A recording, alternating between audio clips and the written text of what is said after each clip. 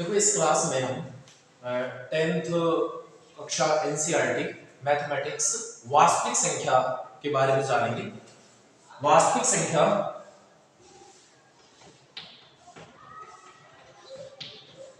वास्तविक संख्या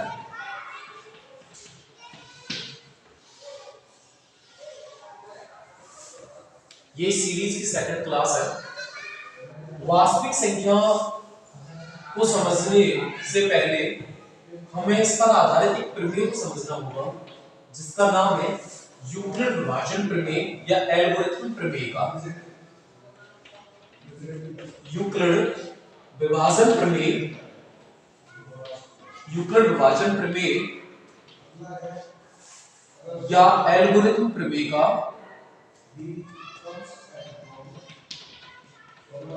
एल्गोरिथम प्रमेय का इसके बारे में समझना होगा।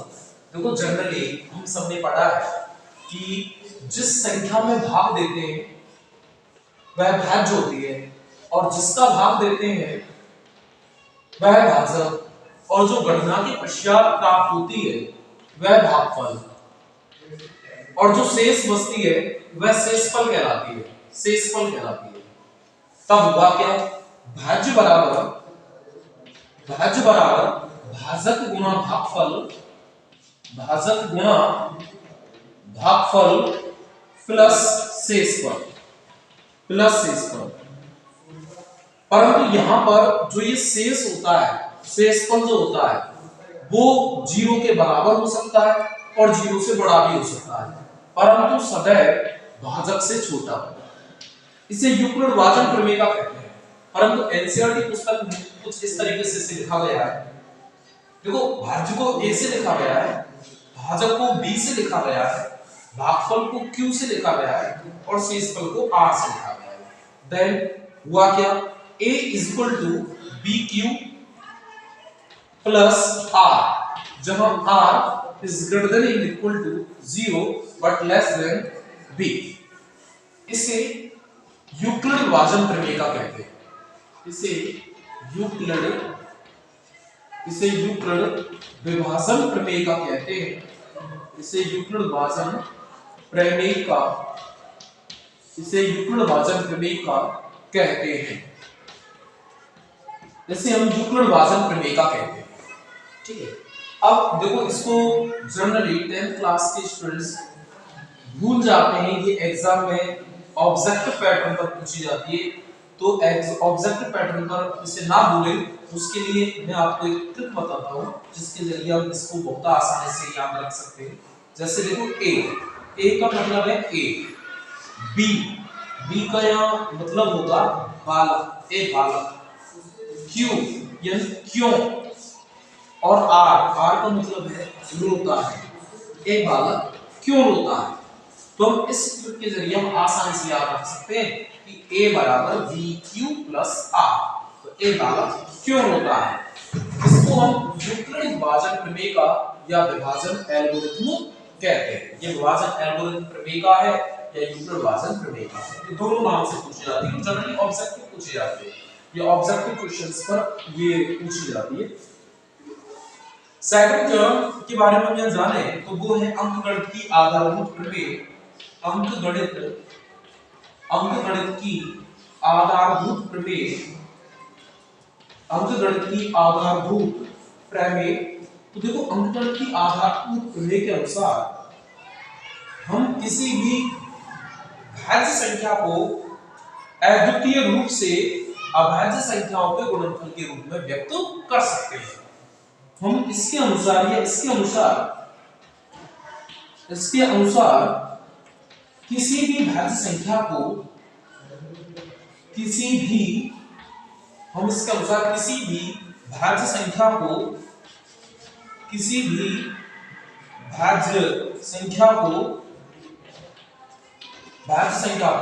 अभाज्य संख्याओं के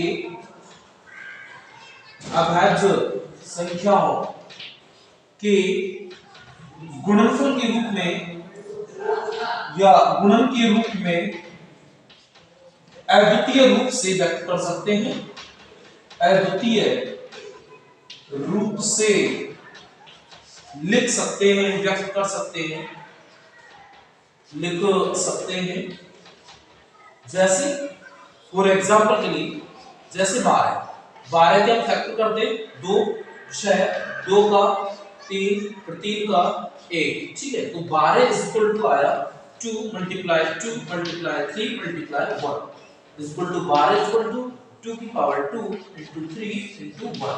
तो आप देख सकते हो 12 को हमने अद्वितीय रूप से अभाज्य संख्याओं के गुणन के रूप में व्यक्त किया। ये अद्वितीय रूप है, आप इसे अन्य अभाज्य संख्याओं के गुणनफल के रूप में नहीं लिख सकते, ठीक है। नेक्स्ट इसके बारे में हम समझेंगे। यहाँ पर वास्तविक संख्याओं के बारे में एनसीईआरटी 10th क्लास के अंदर दो कंसेप्ट हैं।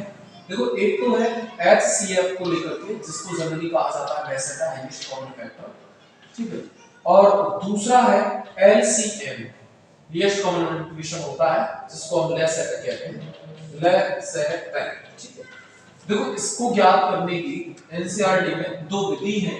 एक तो है भाग, ठीक है, भाग विधि से या विभाजन एल्गोरिथम प्रमेय से, ठीक है, भाग से या विभाजन एल्गोरिथम प्रमेय से, विभाजन एल्गोरिथम से, विभाजन एल्गोरिथम से। और दूसरी है गुणनखंड, ठीक है, गुणनखंड विधि से भी हम इसको प्राप्त कर सकते हैं, ठीक है। और एलसीएम को जनरली गुणनखंड विधि से ज्ञात किया जाता है, गुणनखंड विधि से, ठीक है। अब देखो किस तरीके से हम इसको सबसे पहले समझें। एचसीएफ क्या होता है? देखो एचसीएफ या मेजर है, वह बड़ी से बड़ी संख्या होती है। एचसीएफ या मेजर है, वह बड़ी से बड़ी संख्या होती है जिसका दी गई संख्याओं में पूरा पूरा भाग जाता है, ठीक है।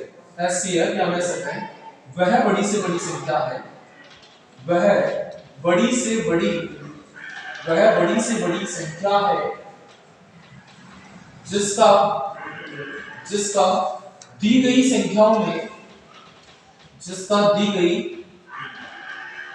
संख्याओं में पूरा भाग जाता है, पूरा भाग जाता है, ठीक है। ऐसी वह बड़ी से बड़ी संख्या है जिसका दी गई संख्याओं में पूरा भाग जाता है। और एलसीएम लेसर है, वह छोटी से छोटी संख्या है, वह छोटी से छोटी संख्या है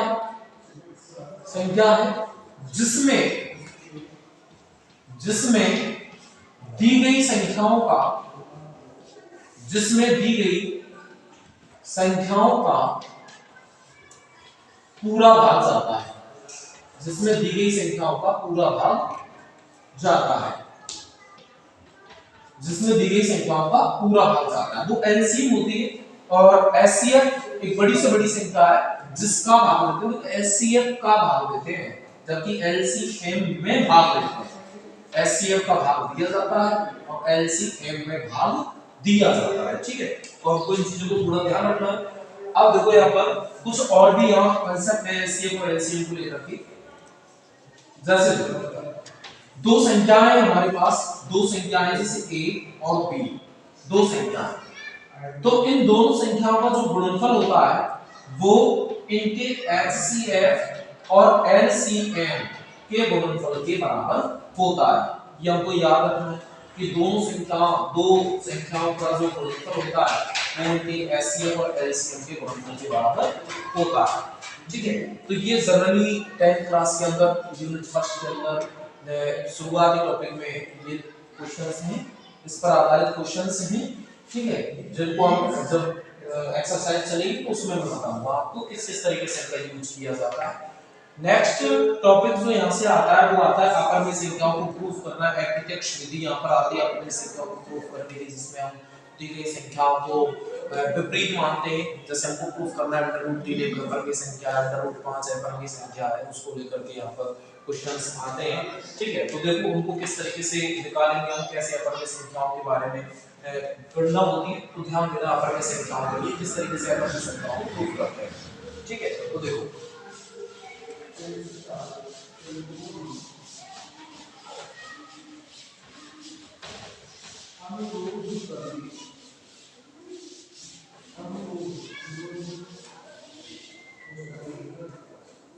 जैसे हमारे पास एक क्वेश्चन है जनरली कि √3 एक अपरिमेय संख्या है, एक अपरिमेय संख्या है, ठीक है, ये हमको सिद्ध करना है, ये हमको सिद्ध करना है। √3 एक अपरिमेय संख्या है, ये हमको क्या करना है, सिद्ध करना है। तो ये हमको डायरेक्ट मेथड से नहीं, इनडायरेक्ट मेथड से यूज करेंगे हम कि देखो अपरिमेय संख्या पूछ रहा है तो हम मानेंगे इसको परिमेय संख्या, ठीक है। देखो किस तरीके से सिद्ध करेंगे, ध्यान देना। मान लेना, माना √3 एक परिमेय संख्या है, माना √3 एक परिमेय संख्या है, परिमेय संख्या है जिसे a/b के रूप में लिखा जा सकता है, जहां a और b सभाज्य संख्याएं हैं। इट मींस a और b का जो HCF है वो 1 है। तो देखो हम इसको लिख देंगे √3 बराबर b/a, दैट इज इसका क्रॉस मल्टीप्लिकेशन करने पर क्या प्राप्त होगा, a √3b। दोनों पक्षों में वर्ग करने पर, दोनों पक्षों में स्क्वायर कर रहे हैं, तो स्क्वायर किया हमने तो हमको प्राप्त होगा a² √3b का whole square, that is a² 3b²। तो हमको क्या प्राप्त हुआ, ध्यान देना, देखो b² a²/3। तो इसका मतलब हुआ कि जो 3 है, 3 वो a² को विभाजित करता है, 3 a² को विभाजित करता है। तो निश्चित रूप से ये जो 3 है वो a को विभाजित करेगा, वो 3 है तो a को भी विभाजित करेगा, ठीक है। अब 3 a² विभाजित कर रहा है तो 3 a को विभाजित करेगा, ठीक है। जनरली इसको आप इक्वेशन नंबर फर्स्ट दे देना। अब यहां पर आप मान लेना कि माना आपने मान लिया कि माना a = 3k, आपने a का मान यहाँ 3k मान लिया, तब समीकरण 1 से अब समीकरण 1 से देखना क्या प्राप्त होता है, b² 3k का स्क्वायर अपॉन 3, तो b² 9k²/3, तो b² 3k², तो k² आया b²/3। तो इसका तात्पर्य क्या हुआ, देखना, यहां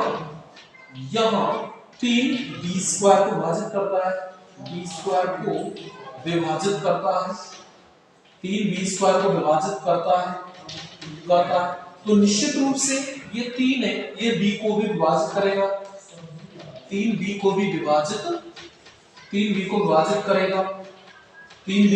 करेगा। अब देखो इन दोनों कथनों से कि 3 a को भी विभाजित करता है और 3 b को भी विभाजित करता है, लेकिन जब हमने माना था कि a और b तो सभाज्य हैं, कि a और b केवल और केवल एक से ही विभाजित होते हैं, दोनों उभयनिष्ठ रूप से एक साथ एक से विभाजित होते हैं। लेकिन यहाँ क्या हो रहा है कि a 3 से विभाजित है, b भी 3 से विभाजित है, इसका मतलब a और b का जो HCF है वो तो 3 है, लेकिन हमने माना था कि 1 है, इससे विरोधाभास होता है, ठीक है।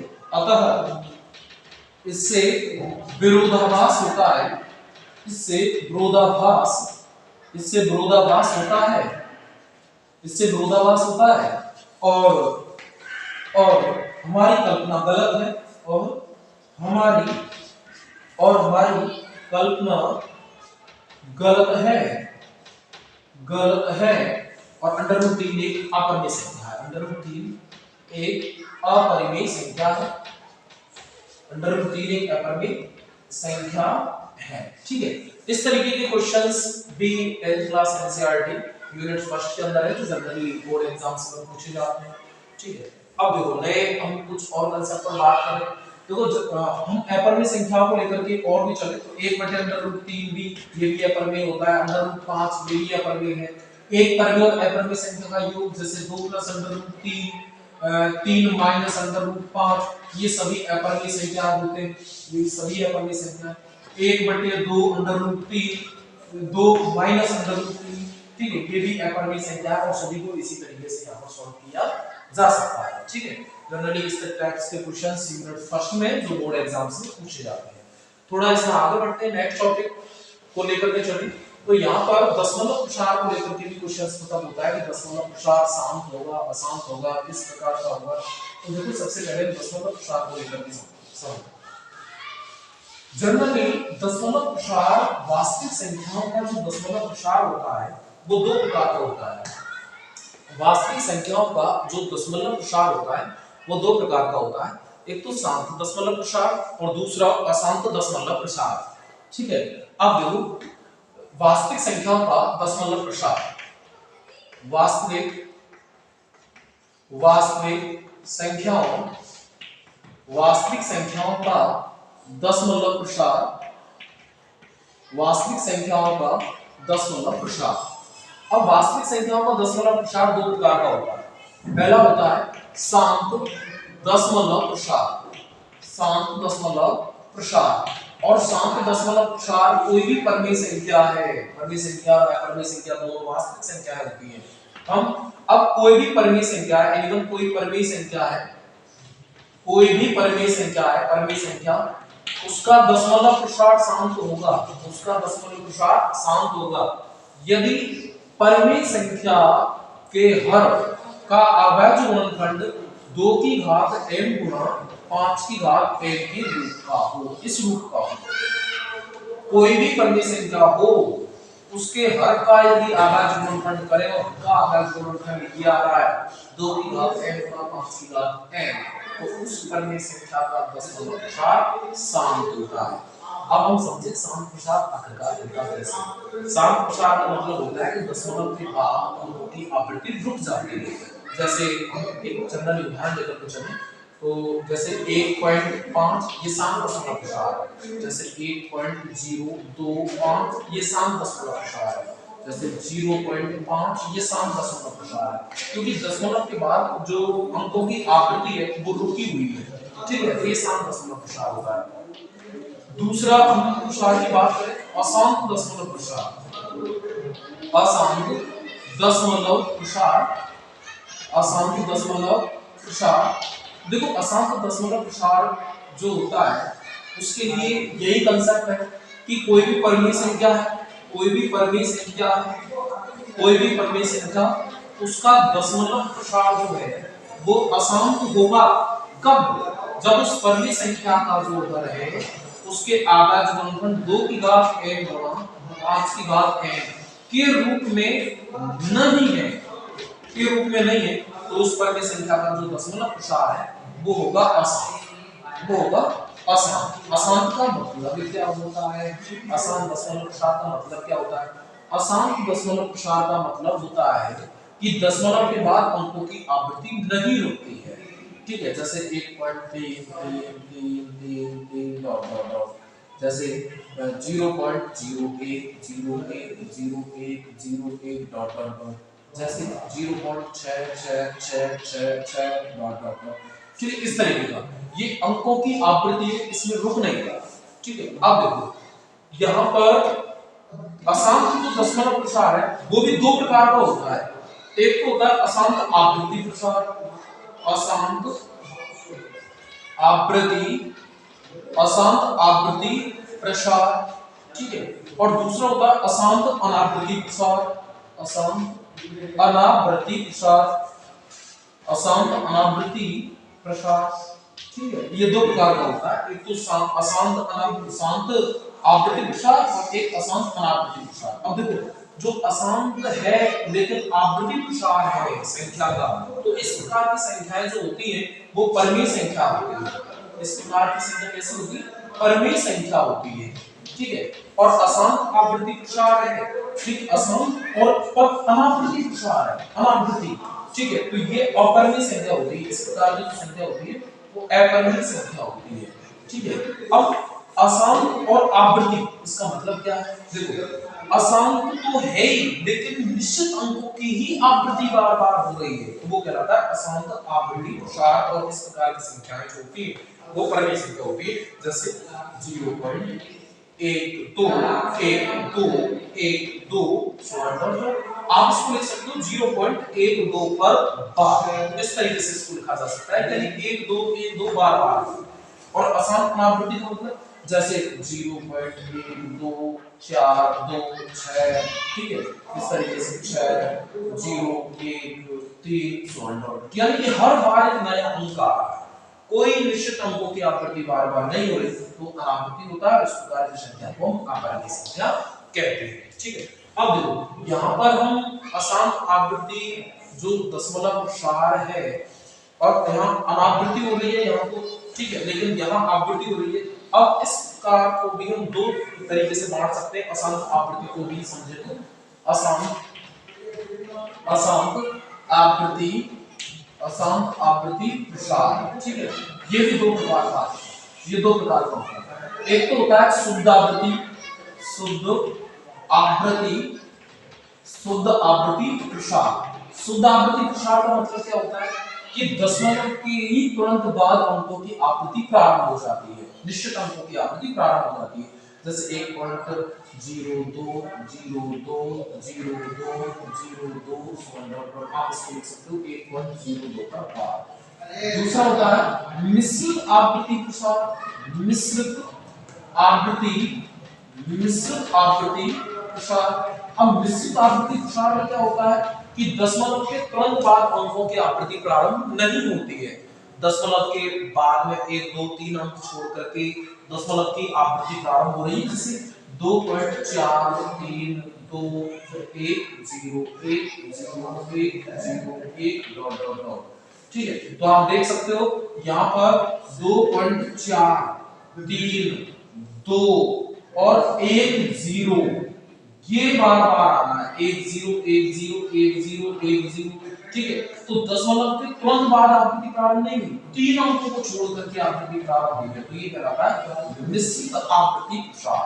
और शुद्ध आवृत्ति प्रसार में क्या होता है, दशमलव के तुरंत बाद ही अंकों की आवृत्ति प्रारंभ हो जाती है, ठीक है। तो थैंक यू। अगले पीरियड में हम समझेंगे, अगले जो नेक्स्ट वीडियो आएगी उसमें हम 10th क्लास एनसीईआरटी क्वेश्चंस को फॉलो करेंगे। Thank you.